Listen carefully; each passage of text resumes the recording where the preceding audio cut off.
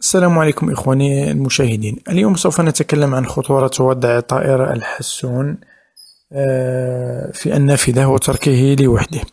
كما تشاهدون في هذه الصورة أن هذا الطائر الحسون المسكين قد اقتلع رأسه من طرف طائر الهدهد، فقد كنت غائبا عن المنزل ووضعت والدتي القفص في النافذة، وأتى طائر الهدهد واختلع رأسه.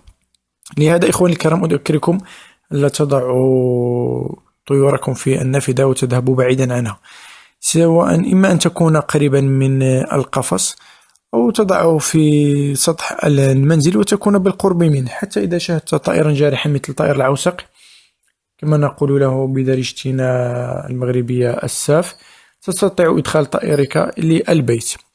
حتى وإن كان في النافذة شباك ولا يستطيع أي طائر الدخول إلى النافذة، فقد ينصدم طائر الحسون ويخاف، وقد تؤدي تلك الصدمة إلى وفاته.